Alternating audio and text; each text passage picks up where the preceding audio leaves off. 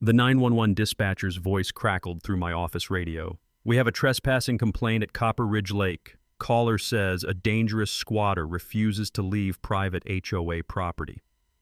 I looked at the address on the screen. It was my lake, on my land, and I was the county's volunteer fire chief. The woman on the other end? The HOA president who'd been trying to steal my family's ranch for 6 months. She had no idea her emergency call was coming straight to the office where I sat, 10 feet from the dispatch console. Before I tell you how I handled this, drop a comment. Have you ever dealt with an HOA that thought they owned everything? What did you do? And quick poll, where are you watching from? I want to know how many of you have lakes or ranches where power-drunk neighbors tried to claim what's yours. My name's Flint Dockery. I'm 52 years old, third-generation cattle rancher here in Larkspur County, Montana. The Dockery Ranch, all 640 acres of it, has been in my family since 1948, when my grandfather bought it with savings from working the railroads and a VA loan after the war. Right in the center of that property sits a 12-acre spring-fed lake we call Copper Ridge Lake. My grandpa dug the irrigation ditches by hand. My father stocked it with trout in the 70s. I learned to swim there when I was 4 years old. It's not just water and fish, it's legacy. These days I run about 100 head of cattle, fix fence line until my hands bleed, and serve as the volunteer fire chief for Larkspur County. That last part's unpaid, been doing it 18 years. My office shares a dispatch system with the sheriff's department, which becomes important later. My wife Jolene's the school librarian in town. Our 2 kids moved to Billings for work, but they come home for Christmas and the 4th of July. My old man, Hank, 91 years old, Korean war vet, lives in the guest cabin and fishes from the dock every single dawn, weather permitting. Mornings on the ranch smell like pine resin and diesel from the tractor. I brew coffee in a dented percolator on the wood stove, the kind that makes your spoon stand up straight. It's a good life, a quiet life. Then the neighbors showed up. 5 years ago, an 80-acre parcel to the east got sold to some developer out of Bozeman. They carved it into 12 luxury home lots and called it Copper Ridge Estates. Cookie cutter houses, all $850,000 each, mostly bought by retirees and remote workers fleeing California and Seattle. The HOA formed before the paint dried. Their covenants were thicker than a phone book. Here's the thing. Those properties border my fence line. From their back decks, they can see my lake, maybe a quarter-mile away through the pines, but they have zero legal access. None. The lake sits entirely on my deeded land, always has. At first, the new arrivals were just confused. They'd wander up to the fence, ask politely if they could fish. I'd smile, show them the survey maps, explain the boundaries. Most folks understood. A few grumbled but moved on. Then Deirdre Vandermeer bought the corner lot. Deirdre's 58, former corporate HR executive from some tech company in San Jose.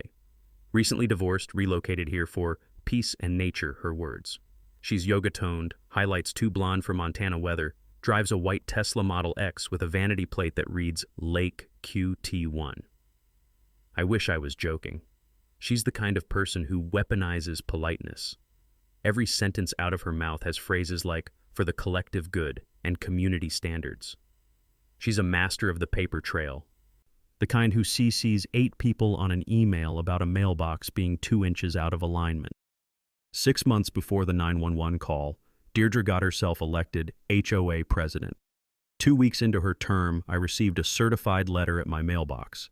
The envelope was so stuffed with exhibits and highlighted clauses, it felt like a brick wrapped in passive aggression.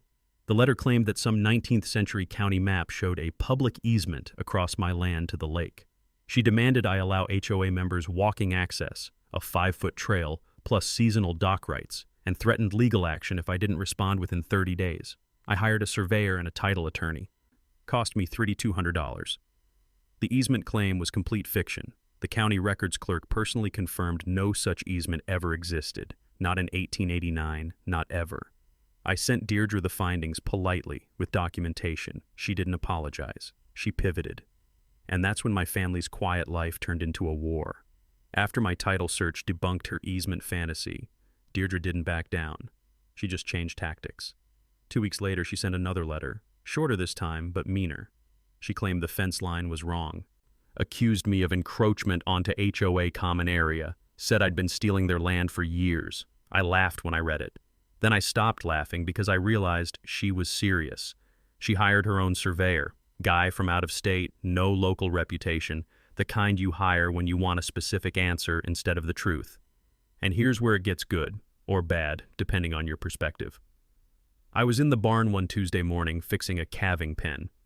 Hinge had rusted through and I was elbow deep in bolt cutters and WD-40 when I heard voices outside. Not friendly voices, loud, entitled voices. I walked out into the sunlight and saw 4 people marching across my property with tripods, cameras, and clipboards. 200 yards past my front gate. No permission, no phone call, just trespassing like they owned the place. Deirdre was leading the pack in yoga pants and a puffy vest that probably cost more than my truck payment. Behind her, 3 HOA board members I vaguely recognized, and a guy in a neon safety vest hauling survey equipment. I walked up slow, kept my voice calm. This is private property.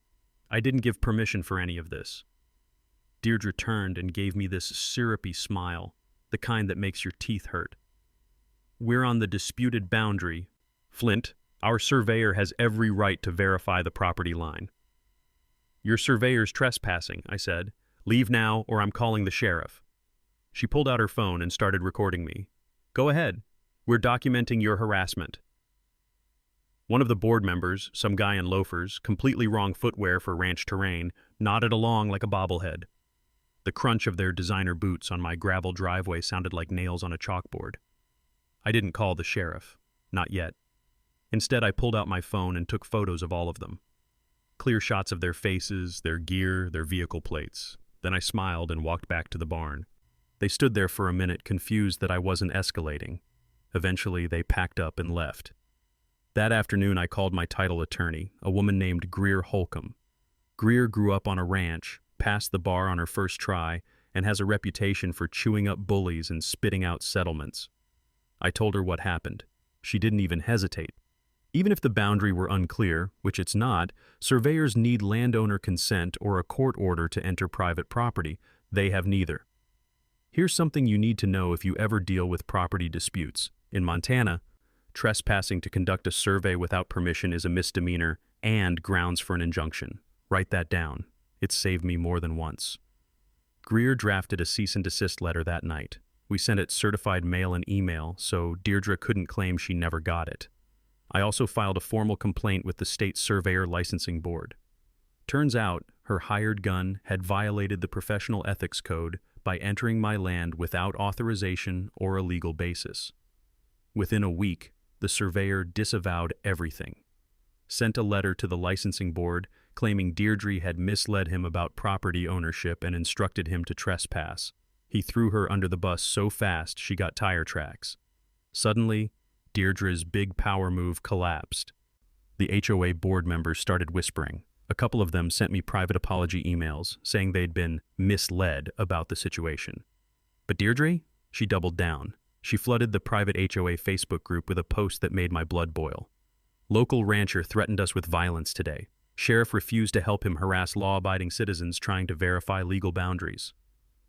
She included a screenshot of me saying, "I'm calling the sheriff," framed like I was some kind of dangerous lunatic.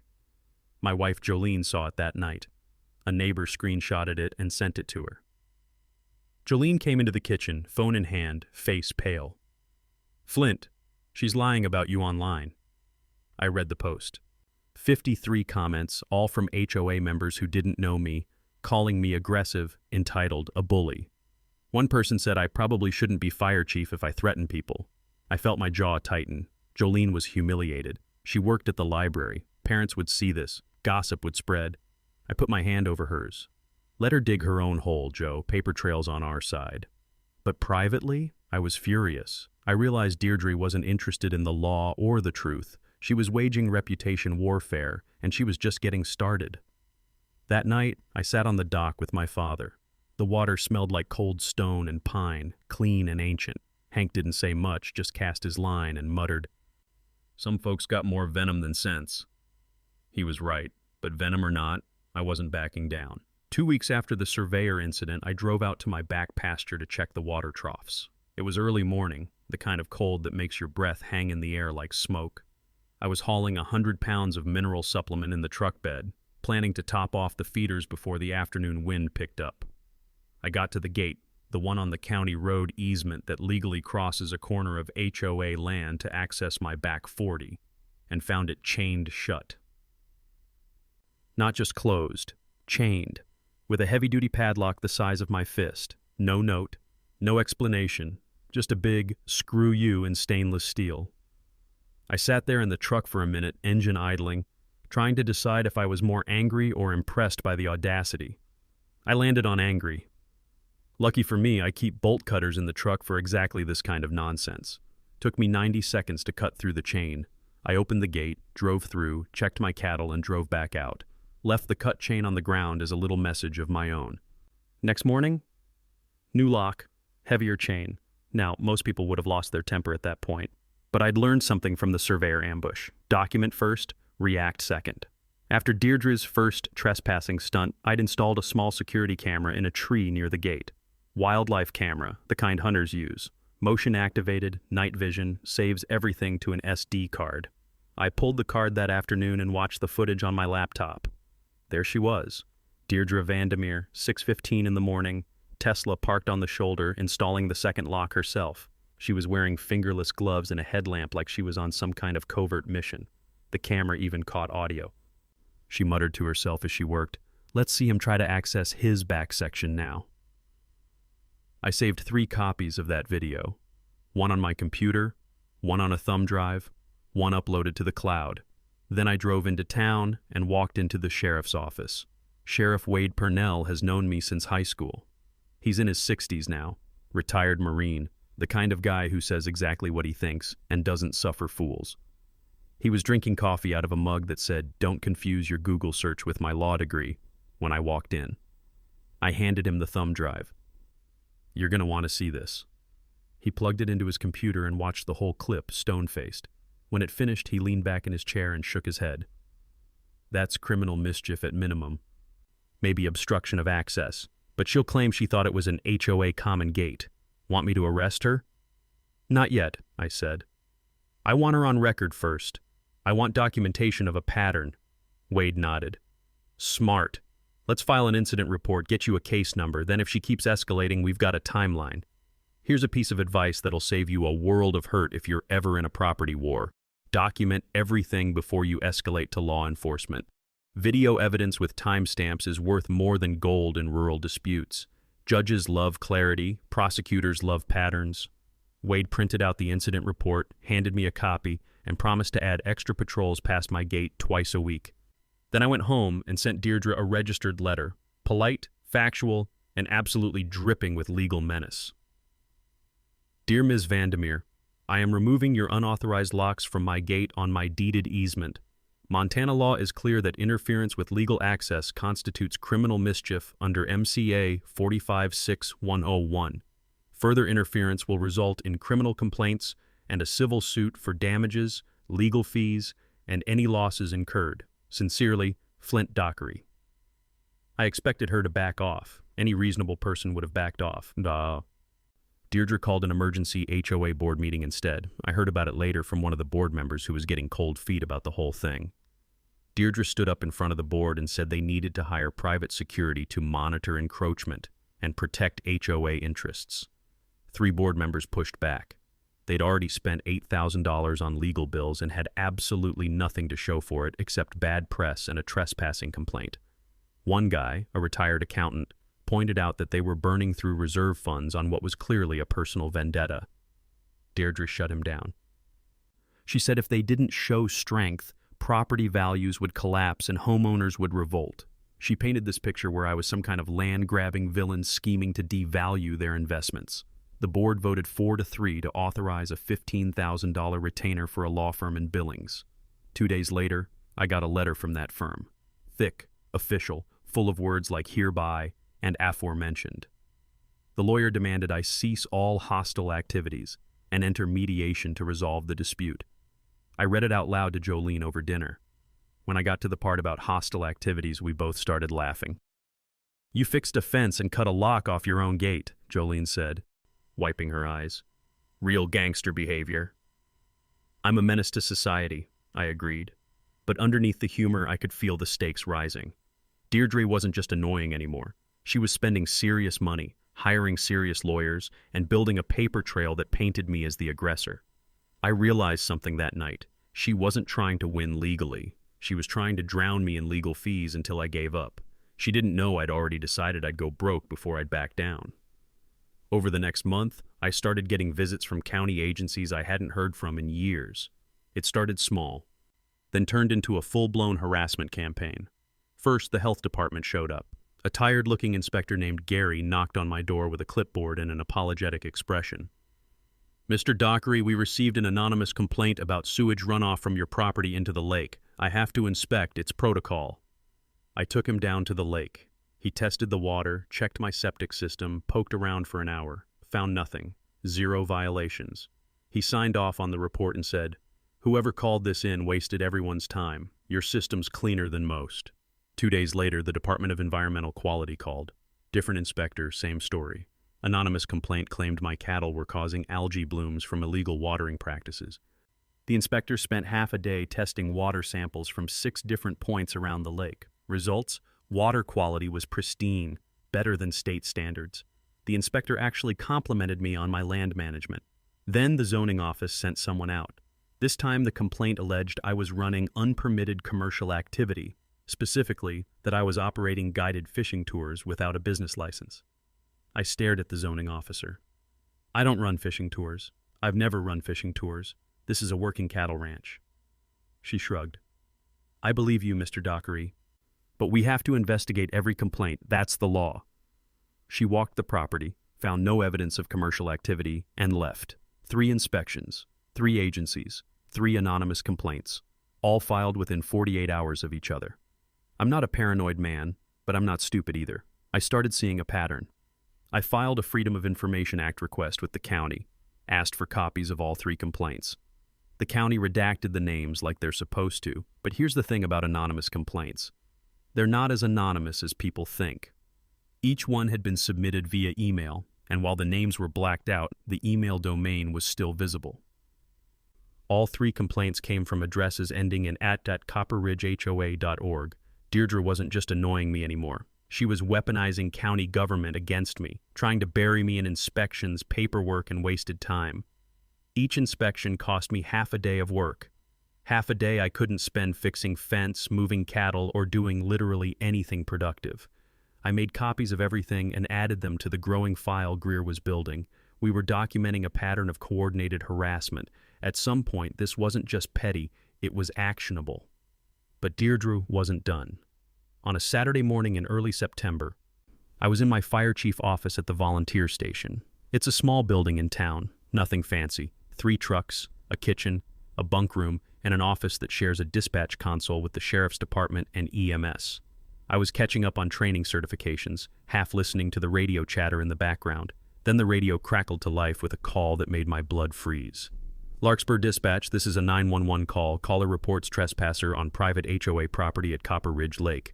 Caller states subject refuses to identify himself, appears to be fishing illegally, possibly armed." I looked up at the console. The address on the screen was my lake, my property. The dispatcher, a woman named Rhonda who's worked dispatch for 15 years, started running through her protocol. "Ma'am, can you confirm the property ownership and your location?" The voice on the other end was unmistakable. Deirdre Vandermeer. I'd know that clipped, self-righteous tone anywhere. "It's HOA common area," Deirdre said, voice tight.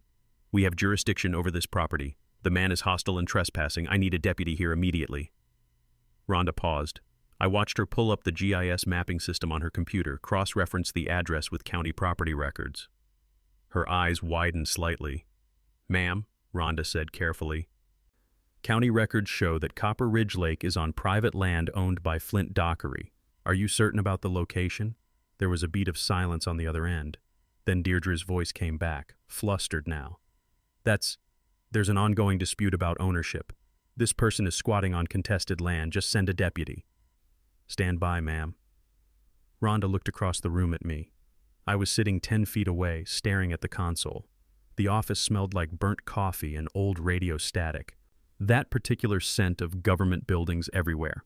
My hands were flat on the desk, completely calm, but my jaw was locked tight. "Chief," Rhonda said slowly, "you hearing this?" "I'm hearing it," I said. My voice was level, cold. "That's my lake. That's my property. And that's the HOA president filing a false 911 report." Rhonda's face hardened. She'd been doing this job long enough to know what a false emergency call meant. It's a crime. It wastes resources, endangers real emergencies, and clogs up a system designed to save lives. She keyed her radio. "All units, be advised. Complainant location is verified private property, no trespassing in progress." Logging this call as unfounded. Sheriff Wade Purnell's voice crackled over the radio from his patrol car. He'd been monitoring the call. "Dispatch, I'm 3 minutes out. I'll swing by the lake and document." He paused, then added, "And Rhonda, flag that call for follow-up, false reporting." I stayed in my chair, listening as Wade drove out to my property. He radioed back 10 minutes later. "No trespasser present. Lake is unoccupied. Complainant is not on scene. Closing call as unfounded." I sat there for a long moment after the radio went quiet. The fluorescent lights hummed overhead. Outside, I could hear a truck driving past on Main Street. Deirdre had just committed a crime, on a recorded line, in front of witnesses, and she had no idea I'd heard every word. That night, I couldn't sleep. I kept replaying the 911 call in my head, hearing Deirdre's voice crack when the dispatcher corrected her. The lie had been so automatic, so confident. She genuinely believed she could just claim ownership and make it true. But something about her desperation didn't add up. Yeah, she was a control freak. Yeah, she clearly had an ego problem. But this level of aggression, the lawyers, the complaints, the false police report, felt like more than just a power trip. Nobody fights this hard over lake access for fun. There had to be another reason. Around midnight, I got out of bed and went to my office. Jolene stirred but didn't wake up. I made a pot of coffee and pulled out every piece of paperwork I had related to Copper Ridge Estates. HOA covenants, articles of incorporation, county plat maps, meeting minutes, everything. I spread it all across the dining room table and started reading. 2 hours later, Jolene came downstairs in her bathrobe, found me surrounded by paper and highlighters. "Flint, what are you doing?" "Something's off," I said. "She's too desperate. I'm missing something." Jolene brought me a fresh cup of tea. "What are you looking for?" "I don't know yet." I kept digging, and then I found it. The HOA covenants, the legal rules governing Copper Ridge Estates, included a specific promise to all homeowners. Section 7, Paragraph 3. All residents shall have exclusive recreational access to Copper Ridge Lake for fishing, boating, and swimming, as secured by permanent easement. I read it 3 times. Then I cross-referenced it with the developer's original marketing materials, which I'd found archived on an old real estate website. The brochure was glossy, professional, full of photos, and right there on page 4 was a picture of my lake, shot from the HOA side. Telephoto lens making it look like it was right in their backyard. The caption read, "Copper Ridge Lake, your private oasis." My stomach dropped. They'd sold these homes with a promise of lake access. The developer had written it into the covenants, advertised it in the marketing, and made it part of the sales pitch. Buyers paid $850,000 believing they'd have private lake rights. But the developer never secured those rights, never approached me, never filed for an easement, never obtained permission. I pulled up county records on my laptop. The developer had applied for an easement to my lake back in 2019, before construction even started. The county planning board denied the application. I found the meeting minutes buried in the archives. The board noted that I'd objected and that no legal basis existed to grant access across private property without the owner's consent. The developer built the homes anyway, sold them anyway, and apparently just hoped no one would notice the lake access was fictional. I sat back in my chair staring at the documents. "Holy hell," I whispered. Jolene leaned over my shoulder. "What?" "The homeowners were lied to. They think they're supposed to have access to my lake because it's in their contracts. But the developer never had the right to promise that. So what does that mean?" I pulled up the HOA meeting minutes from earlier in the year, public record in Montana if the HOA is incorporated. February's minutes had a section that made everything click into place. Legal counsel advises that HOA's best path forward is to secure lake access via adverse possession claim or easement by necessity. Board authorized $50,000 litigation budget to pursue access rights and protect HOA from member claims. There it was, the real reason. Deirdre wasn't trying to steal my lake because she was petty. She was trying to steal it because homeowners were threatening to sue the HOA for fraud. If she could force me into giving access, or better yet, trick a court into granting it, she could claim the lake was always theirs and avoid a massive liability. Here's something most people don't know. Adverse possession in Montana requires open, hostile, and continuous use of property for at least 5 years. Deirdre was trying to manufacture evidence that HOA members had always used the lake, trying to start that 5-year clock by creating a false narrative of historical access. Every trespass, every photo, every complaint, she was building a fake history of use. "She's not just annoying," I said to Jolene. "She's trying to steal my land to cover up someone else's fraud." Jolene stared at the documents spread across the table. "So what do we do?" I closed my laptop and looked at her. "We stop playing defense. It's time to go on offense." Outside, a coyote yipped in the dark hills. The sound felt like an omen, something wild and hungry, circling in the dark. But I wasn't prey. Not anymore. The next morning, I called Sheriff Wade and asked if he could meet me at the diner in town. 30 minutes later, we were sitting in a back booth at Magpie's, the kind of place with red vinyl seats, bottomless coffee, and waitresses who've worked there since the Carter administration. Wade slid into the booth across from me, already halfway through a cinnamon roll the size of a dinner plate. "You sounded serious on the phone." I pulled out a folder. "I need to show you something." For the next 20 minutes, I walked him through everything. The trespass videos, the gate locking footage, the false 911 call recording, the timeline of harassment, and, most importantly, the HOA documents showing Deirdre's real motive. Wade listened without interrupting, occasionally making notes on a napkin. When I finished, he sat back and exhaled slowly. "She stepped in it with that 911 call," he said. "That's filing a false report, misdemeanor at minimum. I can charge her today if you want." "Will it stick?" "With the recording? Absolutely. But it's small potatoes, Flint.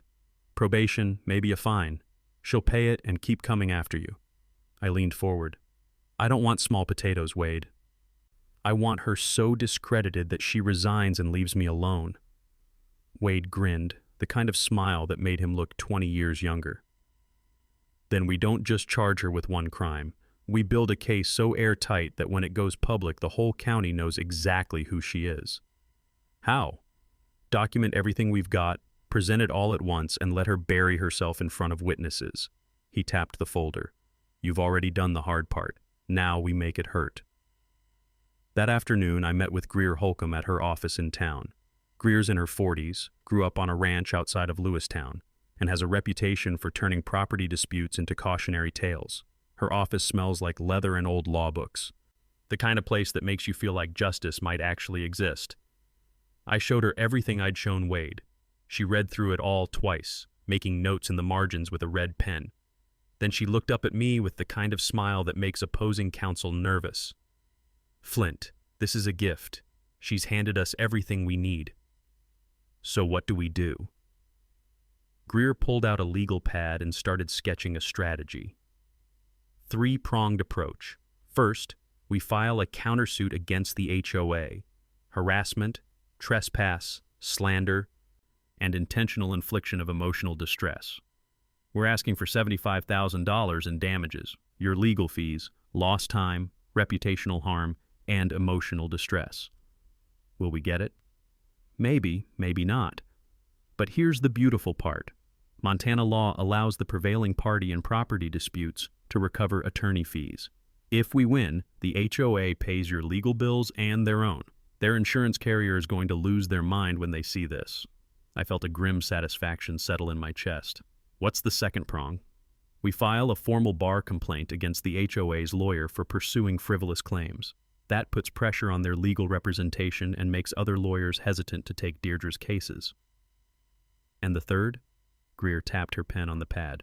We contact the developer. Show them the liability they created by promising lake access they never secured. We make it clear that if homeowners sue en masse for fraudulent marketing, the developer's looking at over $1 million in damages. Then we politely suggest they issue a public correction letter to all HOA members, clarifying that lake access was never part of the purchase and apologizing for the marketing oversight. I stared at her. You think the developer will just roll over? They'll panic. Developers live and die by reputation. One fraud lawsuit and they'll never sell another property in Montana. She smiled. We're not asking them to pay anything. Just tell the truth. It's an easy choice. Here's something critical for anyone facing a legal battle. In defamation and harassment cases, truth is your absolute defense. Document every false statement made in writing or in public forums. It's not just evidence, it's armor. That evening, I sat down with my father on the back porch. Hank was 81, his hands gnarled from decades of ranch work, but his mind was still sharp as barbed wire. Dad, I need your help with something. He looked up from his coffee. Name it. You've been fishing that lake for 40 years. You ever keep records? Hank's face split into a grin. Son, I've kept a fishing log since 1984. Every trip. Date, time, weather, what I caught, what I didn't. Got 37 notebooks in the cabin. I felt something loosen in my chest. That's perfect, Dad. That proves continuous, exclusive family use. It kills any adverse possession claim dead. Hank set down his coffee and leaned forward. That woman tried to steal our land, Flint. She lied to the law. She spit on everything your grandfather built. His voice was quiet but hard as iron. I may be old, but I'm not useless. Let's bury her. The next day, Greer filed the lawsuit. $75,000 in damages, 40 pages of exhibits, and a demand for a public accounting of all HOA expenditures related to the Lake Access campaign. She also sent the developer a courtesy letter, professional. They are polite and absolutely terrifying. Dear Sir, we represent Flint Dockery in a property dispute with Copper Ridge Estates HOA. Discovery has revealed that your marketing materials promised lake access that was never secured. This constitutes potential fraud under Montana consumer protection statutes. Homeowners may have claims exceeding $1 million. We recommend you immediately issue a clarifying statement to all residents. Please confirm receipt. The developer's lawyer called Greer within 2 hours. By end of business that day, the developer had agreed to send a letter to every HOA member, clarifying that Copper Ridge Lake was never part of their purchase, apologizing for any confusion in marketing materials, and confirming that the lake is and always has been private property owned by the Dockery family. Deirdre was about to lose her entire foundation, but we weren't done. Greer had one more move. She called Deirdre's lawyer and proposed informal mediation at the county commissioner's office. Neutral ground, a chance to resolve things amicably. Deirdre agreed immediately. She probably thought she could negotiate some kind of access agreement, maybe offer a settlement, salvage the situation. She had no idea we were setting a trap. Greer requested that Sheriff Wade and the county attorney attend as neutral witnesses, just to keep things official, she said. Deirdre never asked why we needed witnesses for an informal mediation, and that was her last mistake. 3 days before the scheduled mediation, I was checking my cattle in the east pasture. It was early morning, the kind of cold October day where frost clings to the fence wire and your breath makes clouds. I was counting heads, making sure everyone was accounted for, when I noticed something off. The cattle weren't moving right. A dozen head were clustered near the water trough, but they looked lethargic. Heads down, not grazing. One heifer was drooling, stumbling slightly when she walked. My gut clenched. I'd seen sick cattle before, bloat, pneumonia, foot rot, but this looked different. This looked like poisoning. I called Doc Reardon, the local large animal vet, and he was at my place within the hour.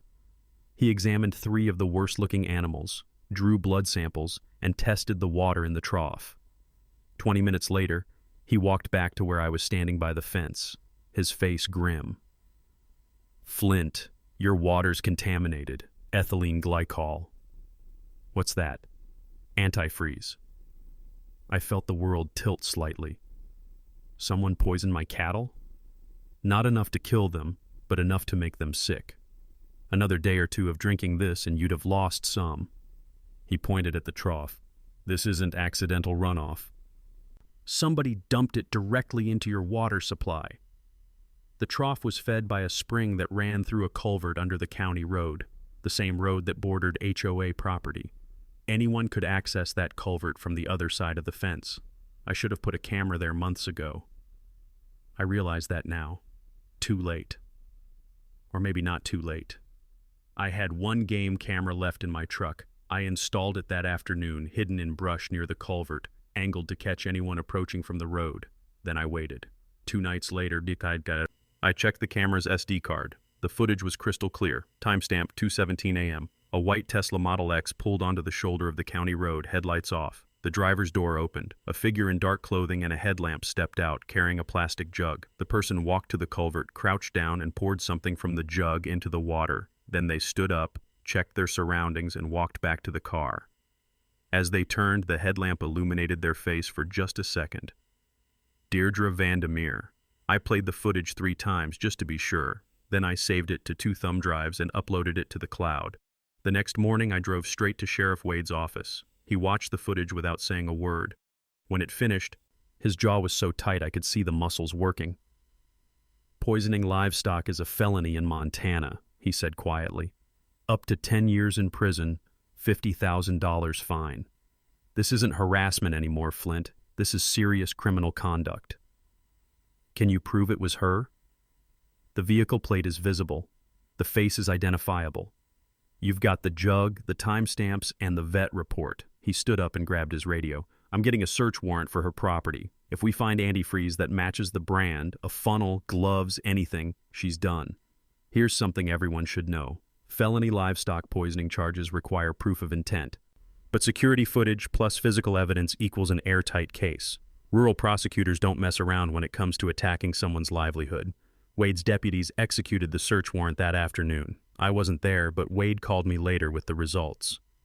Found a half-empty jug of antifreeze in her garage, same brand the vet identified. Also found a plastic funnel with residue and a pair of stained work gloves shoved in a garbage bag. She kept the evidence? Most criminals aren't as smart as they think they are. Wade paused. "Flint, I need to ask. Do you want me to arrest her now? Or wait until after your mediation?" I thought about it. If Wade arrested her before the mediation, she might lawyer up completely, claim she was being persecuted, maybe even generate some sympathy. But if we waited, if she walked into that mediation thinking she still had the upper hand, the fall would be so much harder. "Wait," I said. "Let her come to the mediation, then arrest her in front of everyone." Wade was quiet for a moment, then he chuckled, low and dark. "You've got a mean streak, Dockery." "She poisoned my animals, Wade. She tried to kill my cattle to pressure me into giving up my land. Mean doesn't even cover it." But before Wade could move forward, Deirdre made one last desperate play. She called an emergency HOA board meeting that night. I heard about it the next day from the same board member who'd been feeding Greer information, the retired accountant who was horrified by Deirdre's behavior. At the meeting, Deirdre proposed an immediate $30,000 settlement offer to me. She claimed it was in everyone's best interest to resolve things quickly and avoid further legal costs.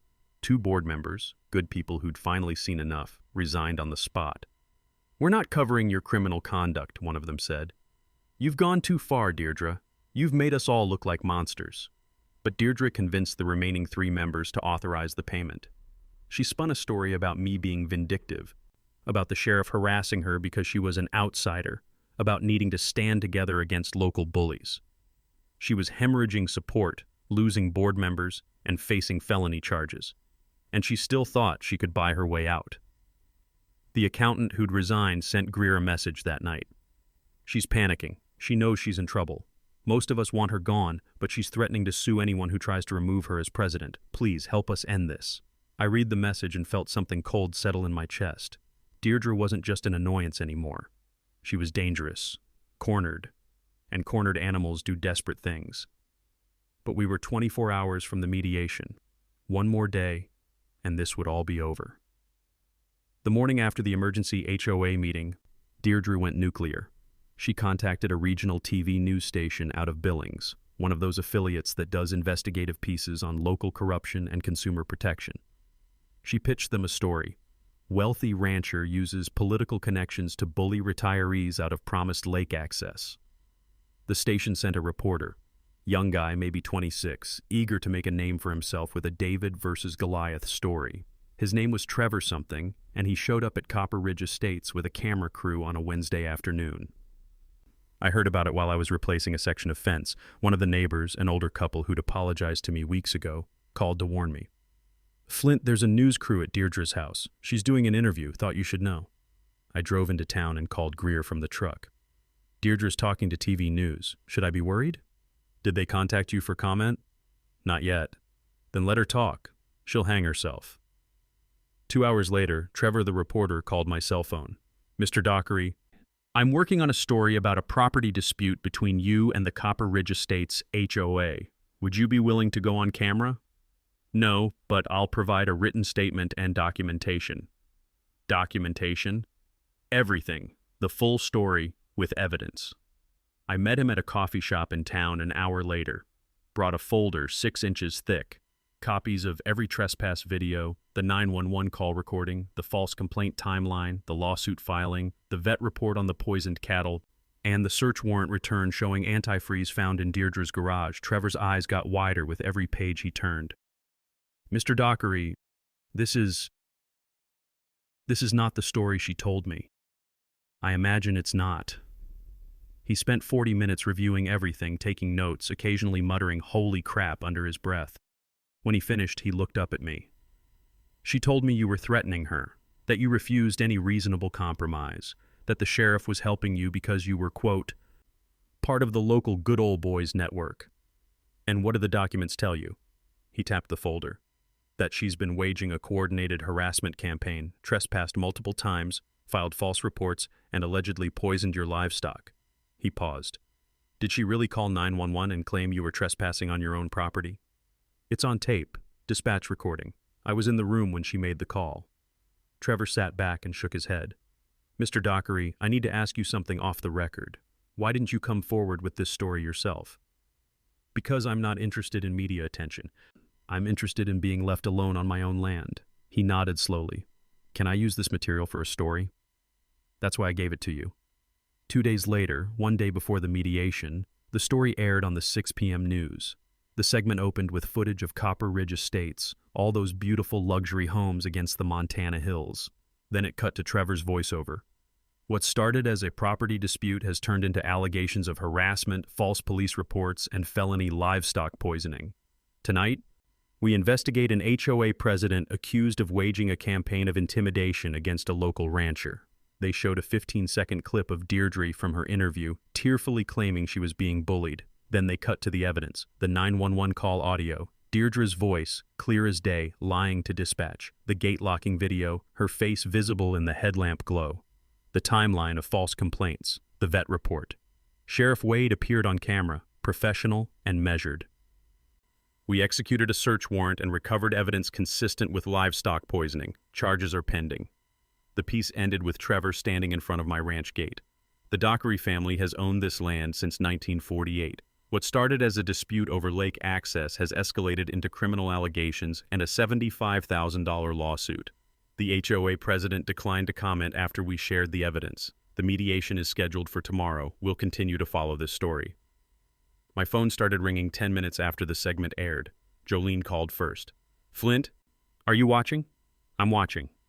"The comments on the station's Facebook page are insane. Everyone's on your side." I pulled up the post. 1,200 comments in 20 minutes. People were sharing their own HOA horror stories, calling for Deirdre's arrest, praising Sheriff Wade for taking it seriously. 3 Copper Ridge residents sent me private messages apologizing. One wrote, "We had no idea she was lying to us. Most of us just want to live in peace. Please know we don't support what she did." Another message came from the retired accountant who'd been feeding information to Greer. 6 more board members just resigned. She's the only one left. And our HOA insurance carrier just sent a letter saying they won't cover her legal defense because poisoning livestock constitutes intentional criminal conduct outside the policy. She's completely alone now. That night, Deirdre sent me an email. The subject line was empty. The message was 3 sentences. "I'll resign as HOA president if you drop all charges in the lawsuit, please. I made mistakes, but I don't deserve prison." I showed it to Jolene and Greer over speakerphone. Jolene's voice was soft. "Part of me feels bad for her, Flint." Greer was less sympathetic. "She poisoned cattle. She lied to 911. She tried to steal your land and destroy your reputation. Don't respond to this email. Let her come to the mediation tomorrow and face the consequences. I stared at the email for a long time. In another life, maybe I would have felt pity, but all I could think about was my heifer stumbling near the water trough, drooling from antifreeze poisoning. I thought about my father's fishing logs, 40 years of family history she'd tried to erase with lies. I'm not responding, I said. That night, I barely slept. I kept dreaming about my grandfather clearing this land with a mule team and a stubborn refusal to quit. He'd built something that was supposed to last generations. Deirdre had tried to take it. Tomorrow, in front of witnesses, she was going to learn what it cost. The county commissioner's conference room smelled like stale coffee and old carpet. It was 10 a.m. on a Thursday, and the room was more crowded than I'd expected. Present, me and Greer on one side of the table. Deirdre and her lawyer, a nervous-looking guy from Billings who kept adjusting his tie, on the other. Sheriff Wade stood near the back wall in full uniform, arms crossed. The county attorney, a sharp woman named Patricia Carr, sat at the head of the table with a legal pad. 3 HOA board members, subpoenaed as witnesses, sat along the side wall looking like they'd rather be anywhere else. A court reporter sat in the corner, fingers poised over her stenography machine. Deirdre looked like she hadn't slept in a week. Her makeup was heavy, trying to cover dark circles. Her hands shook slightly as she arranged papers in front of her. I wore clean jeans, a pressed ranch shirt, and boots I'd polished that morning. Calm, ready. The county commissioner, a retired judge named Albert Kohler, opened the session. This is an informal mediation to address the property dispute between Mr. Flint Dockery and the Copper Ridge Estates HOA, along with related criminal and civil matters. Mr. Dockery, you requested this session. Please state your position. I stood up slowly. Greer had coached me. Stay calm, stick to facts, let the evidence do the work. Commissioner, with respect, I'm not here to mediate. I'm here to present evidence of criminal harassment, trespass, false reporting, and felony livestock poisoning. So everyone in this room knows exactly what's been happening for the past 6 months. Deirdre's lawyer started to object, but Commissioner Kohler held up a hand. Let him speak. I pulled out my laptop and connected it to the room's projection screen. Greer handed me the remote. First, let's talk about trespassing. I played the surveyor video. Deirdre and 3 board members marching onto my property without permission, setting up equipment, refusing to leave when asked. Timestamp visible, faces clear. The board members in the room shifted uncomfortably. Second, obstruction of access. Gate locking footage. Deirdre at 6:15 a.m. installing a padlock on my gate, muttering about preventing my access to my own back pasture. One of the board members, a woman in her 60s, put her face in her hands. Third, filing a false emergency report. I played the 911 audio over the speakers. Deirdre's voice filled the room, confident and lying. HOA common area, trespasser, possibly armed. Then the dispatcher's correction. Ma'am, county records show that property is owned by Flint Dockery. Deirdre's face went pale. I was in the dispatch office when she made that call, I said quietly. I'm the volunteer fire chief.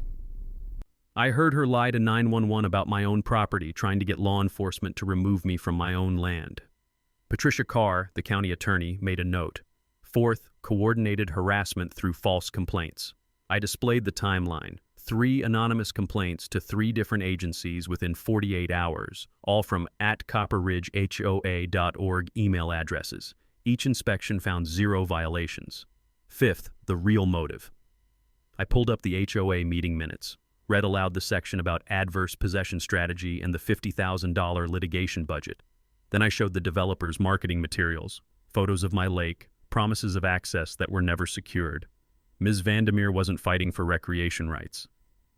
She was trying to manufacture a false claim of ownership to protect the HOA from homeowner lawsuits over fraudulent marketing.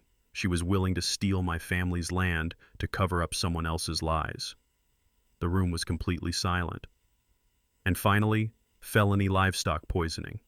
I showed the culvert footage.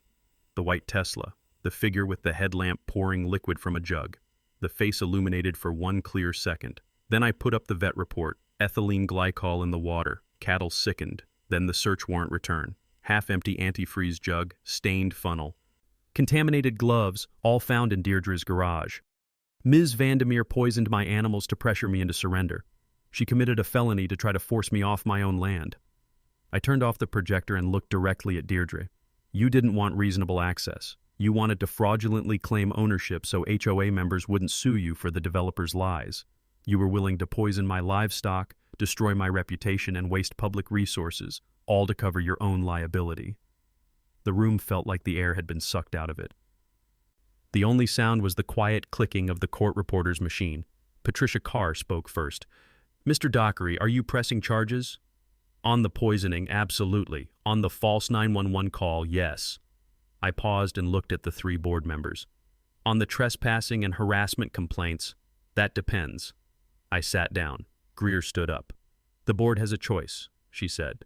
Remove Ms. Vandermeer immediately, issue a public apology, and pay Mr. Dockery's legal fees, currently $18,000. In exchange, we'll drop the civil suit.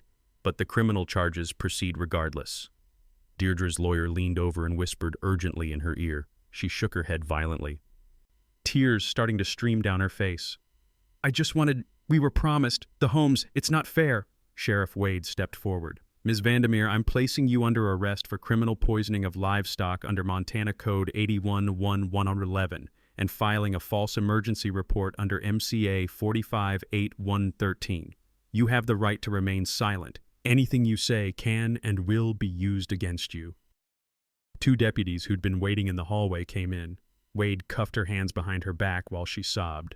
The click of the handcuffs was the loudest sound in the room. The deputies escorted her out. The door closed behind them. The three board members sat frozen for a moment. Then they got up, stepped into the hallway, and I could hear urgent whispered conversation. 90 seconds later, they came back in. The woman who'd had her face in her hands spoke. Her voice was shaking. We accept your terms. Ms. Vandermeer is removed as HOA president effective immediately. We'll draft a public apology and settlement agreement today. I nodded. I appreciate that. And for what it's worth, I have no issue with your residence. I never did. I just have a problem with people who lie and break the law. Commissioner Kohler looked at me with something like respect. Mr. Dockery, this mediation is concluded. The criminal proceedings will move forward through the appropriate channels. Greer and I packed up our materials and walked out into the bright October sunshine. In the parking lot, she turned to me. How do you feel? I thought about it. Tired, relieved, ready to go home and check on my cattle. She smiled. You did good, Flint. You didn't just win. You showed people how to fight back without becoming the villain. I looked back at the county building, thinking about Deirdre in the back of a patrol car, facing felony charges and professional ruin. She made her choices, I said. I just made sure she faced the consequences. We shook hands, and I drove home to my ranch. 3 months later, Deirdre Vandermeer pleaded guilty in district court. The prosecutors offered her a deal, plead to reduce charges and avoid trial. She took it. Misdemeanor false report, 6 months probation. Felony livestock poisoning, 2 years probation, $25,000 in restitution paid directly to me, and 200 hours of community service.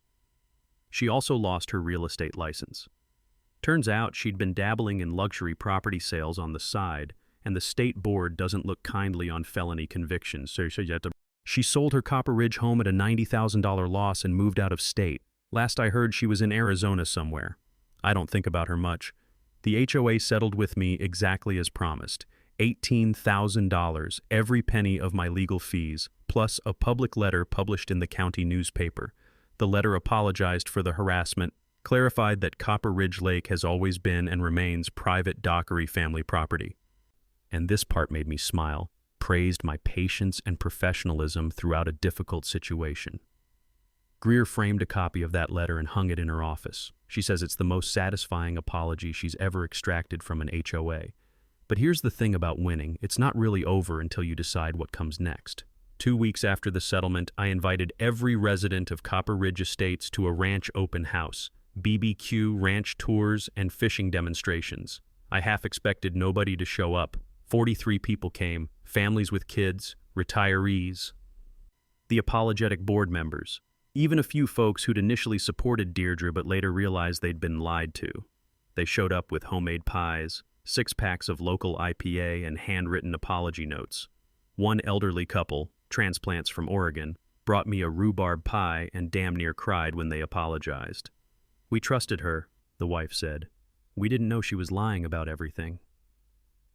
We stood on the hill overlooking the lake, and one of the younger residents, a guy who worked remotely for some tech company, grinned and said, "So, can we at least look at the lake from your property?" I laughed. "Look all you want. Fish it. That'll cost you a 6-pack of local IPA and advance permission."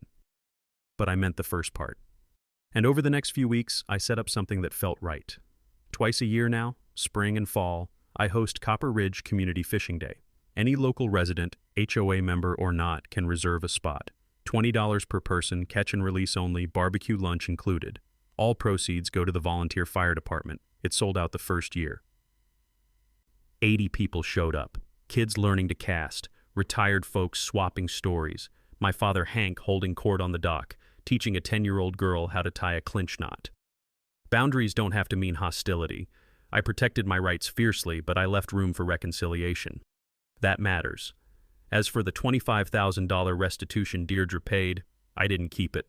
I used every penny to establish the Hank Dockery Scholarship, $2,500 a year, awarded to a Larkspur County student pursuing studies in agriculture, environmental science, or land management.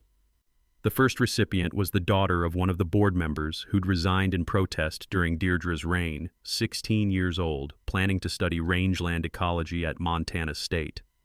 My father cried when I told him about the scholarship, not sad tears, proud ones. "Your grandfather would have loved this," he said. "He always believed land was something you held in trust for the next generation." The local newspaper ran a follow-up story 6 months after the mediation. Feel-good piece with a photo of me in my fire chief uniform standing next to the lake. Headline, "From Conflict to Community, Rancher Turns Legal Battle into Scholarship Fund." Jolene framed that one and hung it in our kitchen. My father's health stabilized after the stress lifted. He's 91 now, still fishes every morning the weather allows. He jokes that he outlived the carpetbaggers and plans to do the same to the next batch of troublemakers, should any arrive. I also donated 40 acres of the ranch, the northwest corner, steep terrain, beautiful but not great for cattle, to the County Land Conservancy.